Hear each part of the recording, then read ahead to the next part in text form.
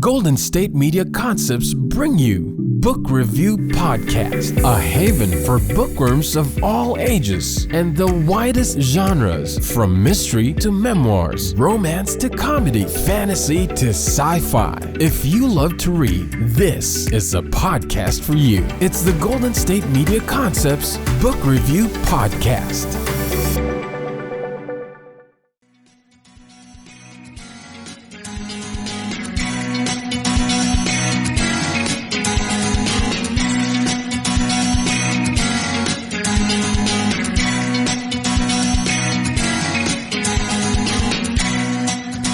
Hello and welcome to the GSMC Book Review Podcast, brought to you by the GSMC Podcast Network.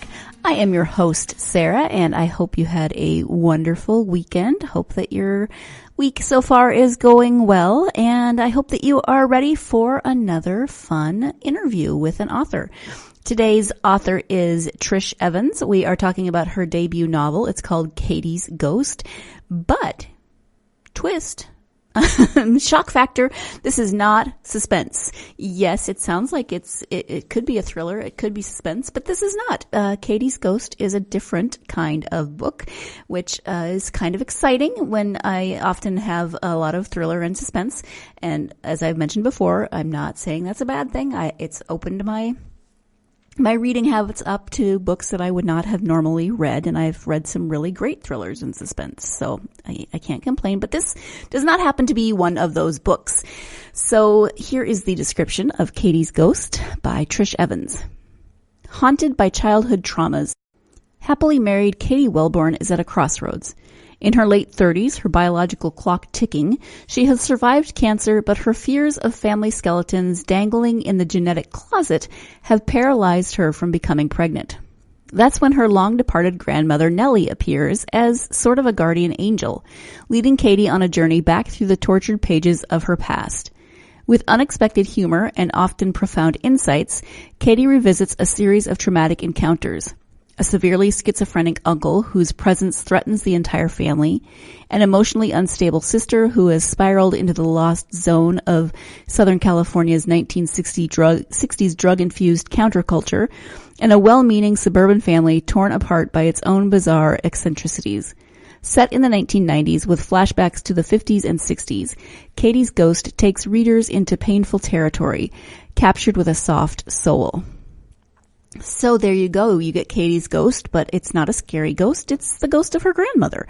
And I guess it depends on which of my grandmothers decided to make an appearance in my life, and for what reason, how helpful that might be. My grandmothers were very, very different in personality, and I can imagine being very happy to see one of them and kind of like, whoa, hi, what, why, with the other one. So, I mean, maybe I could ask a bunch of questions that I didn't get answered in life. I don't know, but Katy's Ghost, as I said, is her grandmother Nellie, and this really is a book that takes you on a journey through a family's ups and downs. It does take place in the 1990s, but the family history takes you on a journey back through different time periods, through, as it says, the counterculture of the 60s with Katy's sister. You get a look at mental illness in terms of her uncle, but it's a different time period than what we know now, where we're starting to be a little bit better about understanding mental illness. But, in the 50s and 60s, there was a much different understanding of that. And all of this profoundly affected Katy's life and affected how she is moving forward or not moving forward in her life as it is in the present, or in the 1990s, but the present as the book knows it. So it's really an interesting read, and it's true. It does explore with a lot of humor. Graham,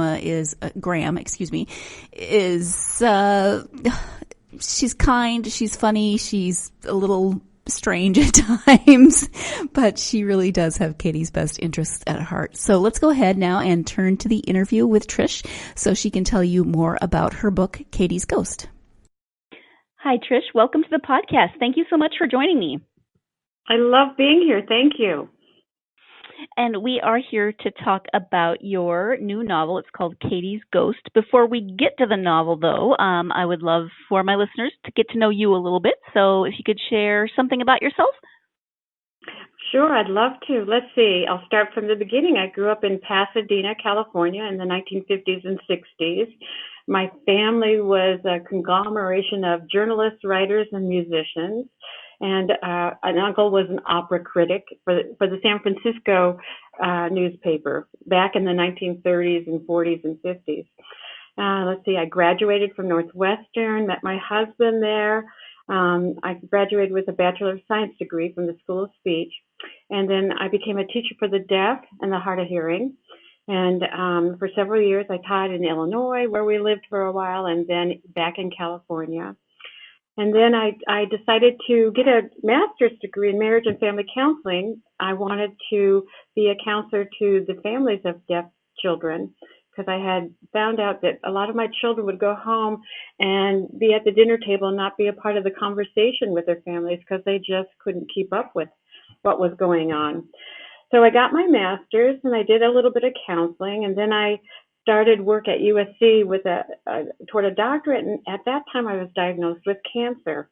And so it was during my recovery at that time that I kind of took a different turn. I started writing for my husband's children's television shows, and then I started writing, just journaling about me and people and instances, and then I started writing Katy's Ghost. So that's where I am right now. All right. Well, that is a lot. You could we could have a whole long conversation about just all those things that you were just talking about. But we are here to talk about your book. So if you could give an overview of Katy's Ghost, that would be great. I would love to. Let's see. Katy's Ghost, I kind of think of as a fictional memoir. It's set in the 1990s with flashbacks to the 1950s and the 1960s, and it starts with Katy McAndrew sitting at her table. Her dining room table. She's 38 years old. She's just been told by her doctors that despite having been cancer-free for 3 years, that they do not recommend her getting pregnant, which is a blow to Katy and her husband because they had really wanted to start having a family. At this time, her grandmother shows up, her grandmother who's been dead for 11 years. She calls her Gram, and Gram appears and talks to her and kind of takes her through the past to find out the different things that are holding her back, that have held her back for a long time, some of her tortured past. A main character is the Uncle Raleigh, which is Graham's second son, and he's just 16 years older than Katy, and he's scary. He has paranoid schizophrenia, and people did not really know much about this in the 1950s and 60s and 70s, and he kind of haunts her throughout life and becomes a reason for why she held off so long to have children. But I find that Gram is sort of a metaphoric terms. She's a spirit who has come back just to help Katy kind of share some of their traumatic background together. A lot of it is heartwarming and funny, and a lot of it is a little bit dark and sad. But it's a good story for women, I think, because women face a lot of these same issues. Mm-hmm. So that's about it. And when you read the title, Katy's Ghost, you think, oh, well, okay, so there's this spirit that's visiting her. You think maybe it's going to be a little bit of a suspense or thriller, and that's not it at all. It's not scary. It's just Gram. Yes. But you do deal with a lot of dark issues, as you said, mental illness, drug addiction, death in families, just a lot of heavy subjects. And Gram really comes at a time in Katy's life when she needs a bit of direction and so, is Gram really there? Is she not really there? Does it matter? Because she gives Katy what she needs.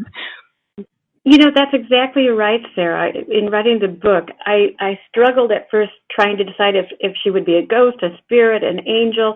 And what I really decided is she's just in metaphorical terms. It's really Katy dealing with these issues.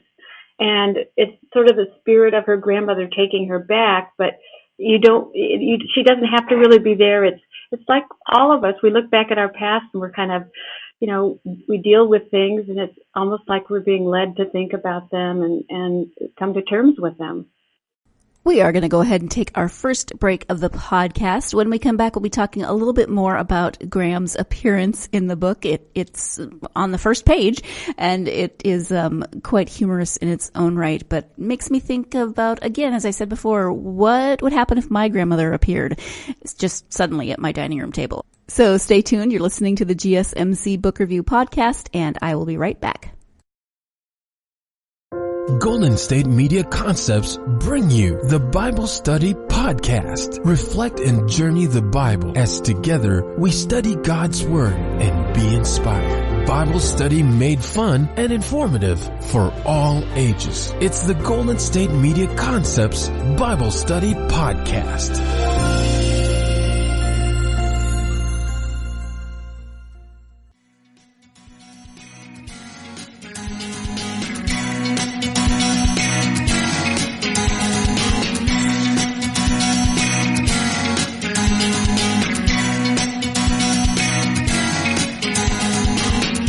Welcome back to the GSMC Book Review Podcast. I am speaking today with author Trish Evans about her debut novel, Katy's Ghost.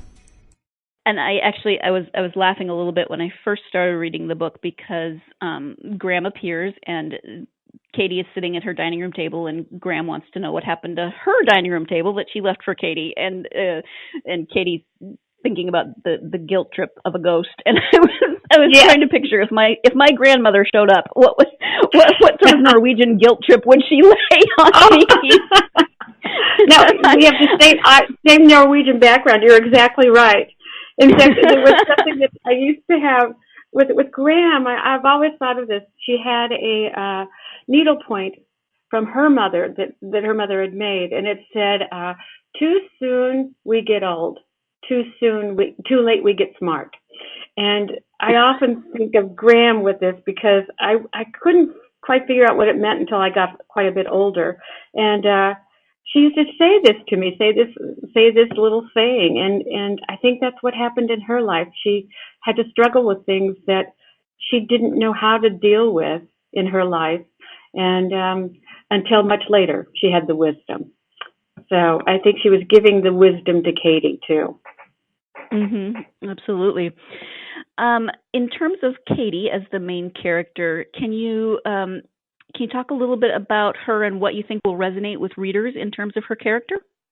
I think that Katy is a good person who has come to a hard point of trying to face challenges. And I think that Katy, like most of us, some things in our past we push down, we block out, or they become reasons for not moving forward in life.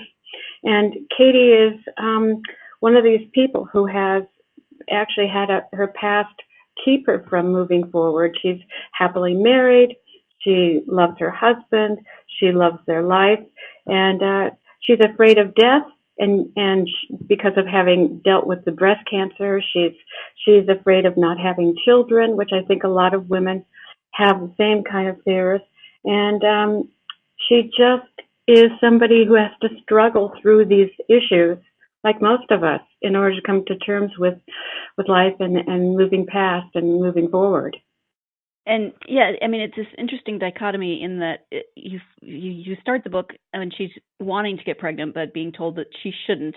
And then throughout the course of the book, you find out that she's kind of had this mantra her whole life of, I'm never having children.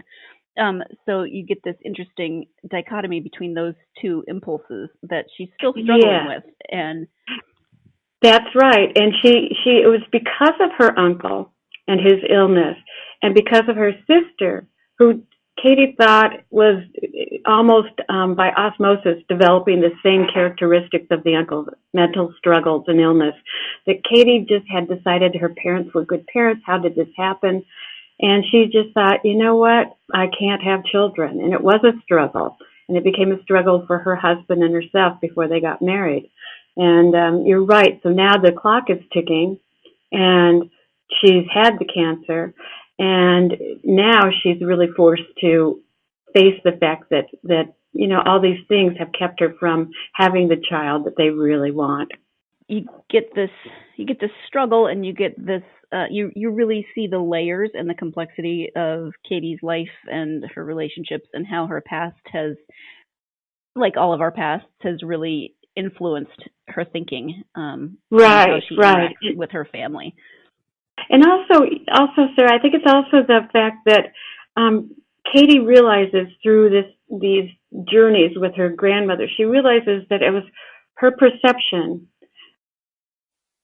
was what kept her back, and that her perception now, as Graham takes her through these things, is so much different. And if she had the same, wisdom and perception about her uncle and her sister, and maybe more love and forgiveness towards their issues, she would have been able to be at a different spot in her life, where maybe she already would have had children.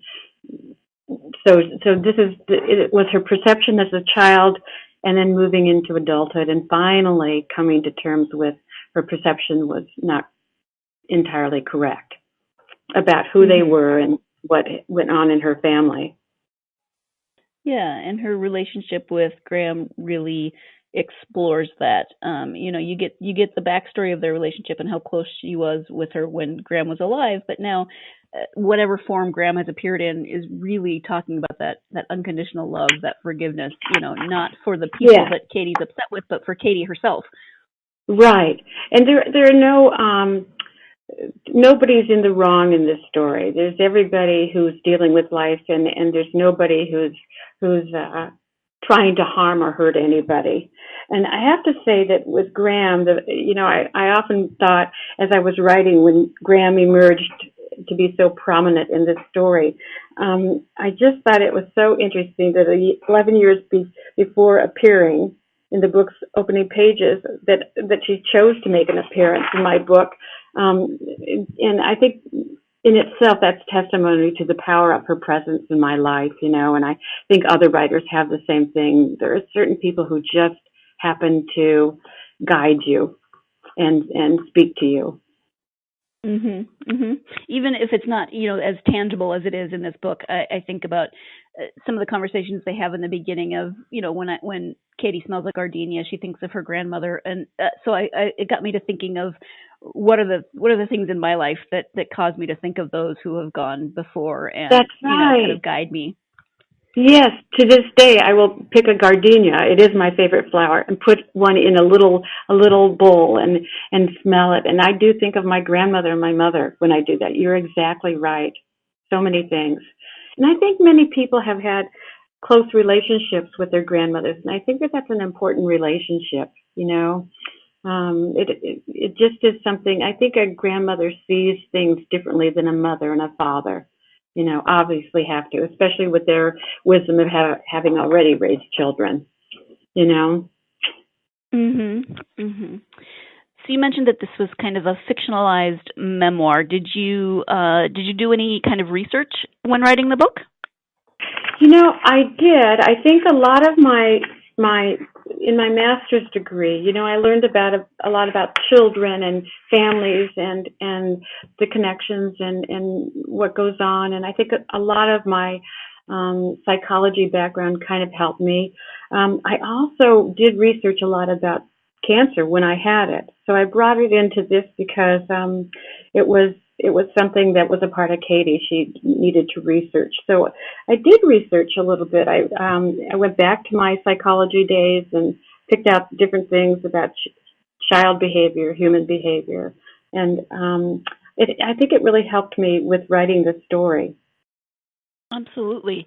And you've talked a little bit about the autobiographical elements in the book. How did you kind of navigate that, the fictionalized version of a memoir? How did you decide kind of what to put in and what to leave out, or what to leave as autobiographical, what to change? Yes, and what I found is everything that was close to being autobiographical. I do that all the time. My tongue is stuck. It's not operating.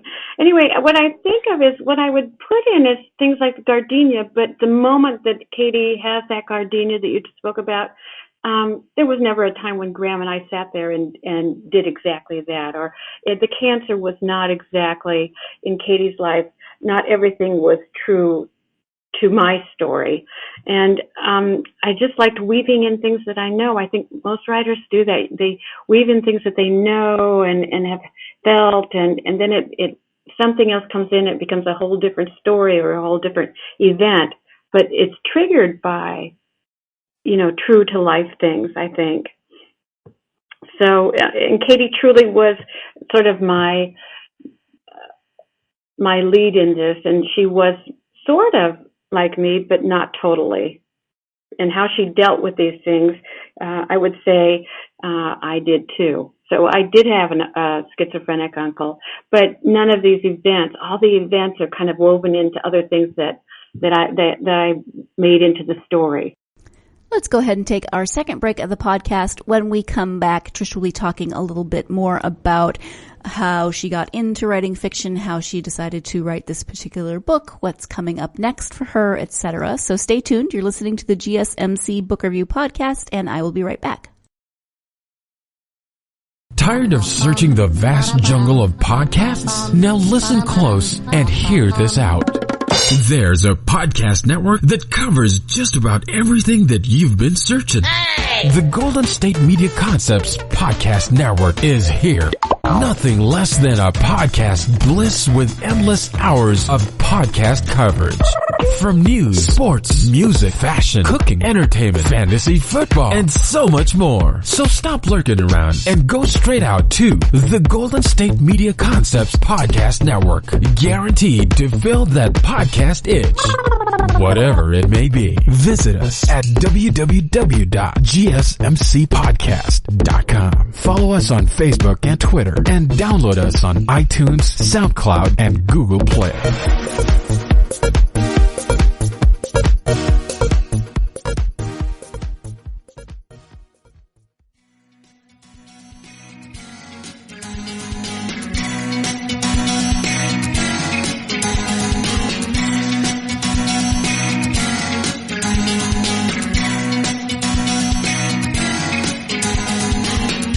Welcome back to the GSMC Book Review Podcast. I am having a delightful time today speaking with author Trish Evans about her debut novel, Katy's Ghost. Let's go ahead and turn now to the conclusion of that interview. You've had, a variety of different experiences and careers throughout your life. So what was the prompt that said, I want to write this novel and now seems to be the right time? It just happened. I often wrote, but I never thought of writing a book. I had a brother who won a Pulitzer Prize for, he was an editor for the San Diego Tribune. I had another brother who was a writer, and he was an editor in Boise, Idaho. My father worked for the LA Times when he was young. So writing was important in our life. My father was really, he would bring us to the table and we would talk and discuss things, and he would encourage reading and writing, and some of that was in me, not like my brothers, but it just happened that when I was going through the master's degree, you had to do a lot of writing, and so I started that, and then it turned into just a natural, just starting to write. And it just came about. I helped with storytelling in cartoons that my husband produced, and I thought, I have a story to tell, and so I started to write it. It wasn't like I was a lifelong journaler or anything like that, but it was a story I wanted to tell, and it came very easily. And are you working on anything now? Would you like to continue writing in this capacity? Oh, yes. I have two other books. One's coming out in the spring. It's a series. It's called the Burger and Fries series. The title of the first book is called The Mom Prom. And it's a story about these, 40-year-old women who are heads of an auction, and there's a murder. And this is a totally different genre. It's more of a women's fun, fun read. It's a beach read more than anything. It's not heavy. There's a mystery. There's a murder. And these two women are not quite like Lucille Ball and Ethel, but a little bit in that they get mixed up in these kinds of things. So that's that, and then there's the second book, and it's almost ready. So one's going to come out in early April, the Mom Prom, and then the other will probably come out in the fall. Okay, that sounds very fun. And you said it's a series. Do you have an idea of the arc of that series, or are you just going to write as long as they keep speaking to you? I think it's just going to be 3 books. Because I also have a Christmas book that's almost ready to come out. It's in the editing process. So I think it'll just be 3 series with that.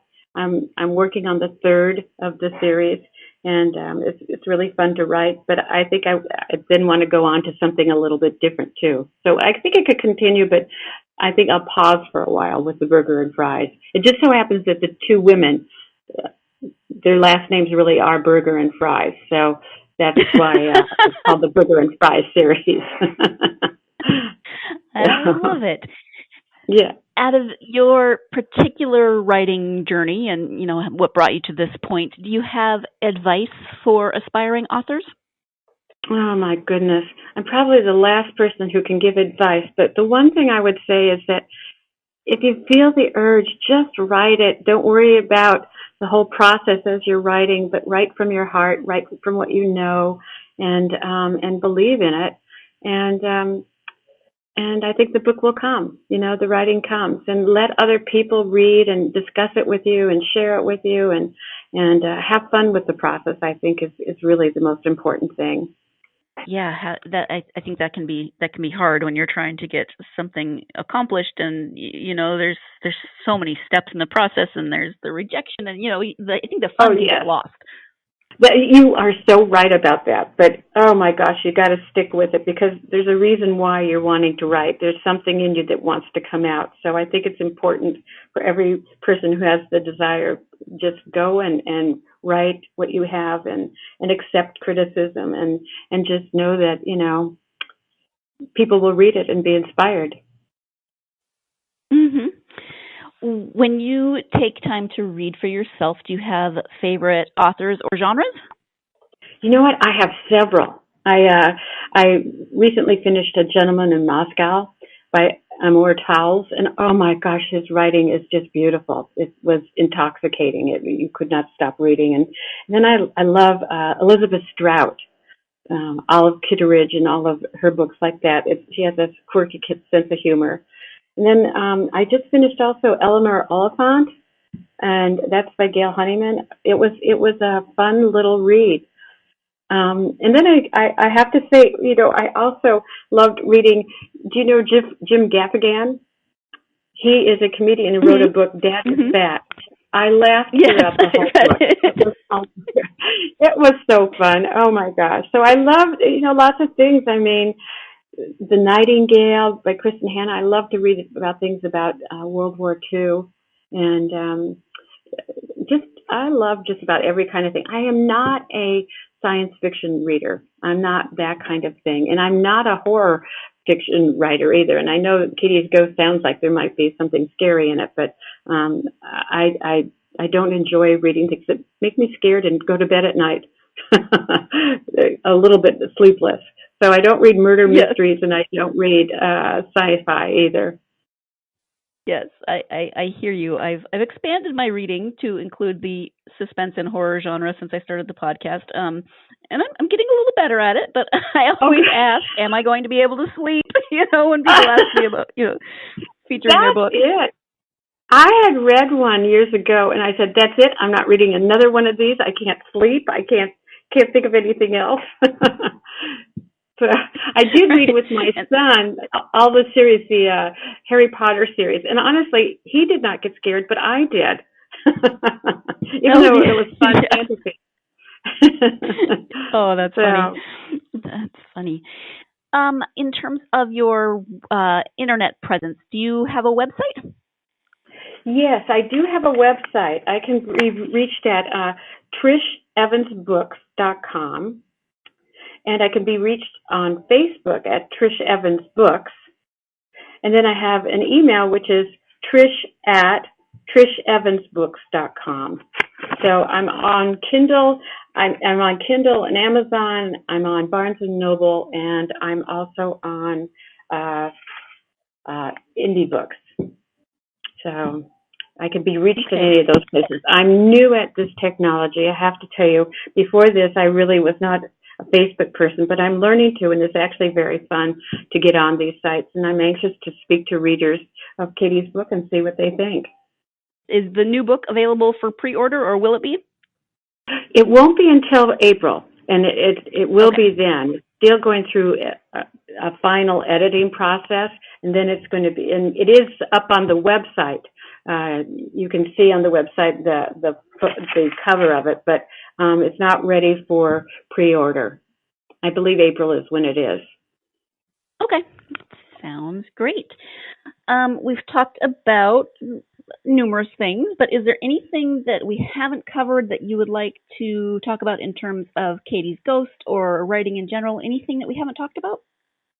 Boy, you've covered everything. I hope that helps readers to want to read the book, and I hope readers will also text me or go on my website, let me know what they think. I hope they'll enjoy the book. It was an interesting process to write, and I think that it's a wonderful story where there are no good guys or bad guys, everybody just being human. So, I think that's about it. Okay. I think what you just said that really was one of the main things I liked about the book was, there are no good guys or bad guys. It's just people trying to live their lives and figure out what's going on and how they can interact with each other. Which is what we all do. Finding forgiveness in the past, and finding love and understanding. Yeah, absolutely. Well, Trish, I want to say thank you so much for joining me. I really appreciate it and loved the book. So thank you so very much for joining me on the podcast. Oh, Sarah, thank you. It was wonderful to talk to you. Thank you once again to author Trish Evans for joining me to talk about her debut novel, Katy's Ghost. I had such an enjoyable time chatting with her, and the book really is a wonderful read. Just, it's a little dark in places, a little heavy in places, but it balances that out with love and humor. And it really is just a very enjoyable read. So if this is something that you are interested in, you should definitely check out the book and check out Trish's other novels when they come out. We can look forward to those in April. So I'm excited to read more of Trish's work. Thank you, as always, to you, my listeners. I do so appreciate you. As always, at this point in the podcast, I need to ask you to help me out by liking, subscribing, following, doing all those wonderful things on the internet that help us out. The best thing you can do is to give us a 5-star review that gets our podcast out to more people so that more book lovers like you can hear book reviews and author interviews and all of the wonderful things that we can share. So thank you again. I hope you're having a wonderful week so far, and I hope that the week provides you plenty of opportunities to get lost in a good book. You've been listening to the Golden State Media Concepts Book Review Podcast, part of the Golden State Media Concepts Podcast Network. You can find this show and others like it at www.gsmcpodcast.com. Download our podcast on iTunes, Stitcher, SoundCloud, and Google Play. Just type in GSMC to find all the shows from the Golden State Media Concepts Podcast Network, from movies to music, from sports to entertainment, and even weird news. You can also follow us on Twitter and on Facebook. Thank you, and we hope you have enjoyed today's program.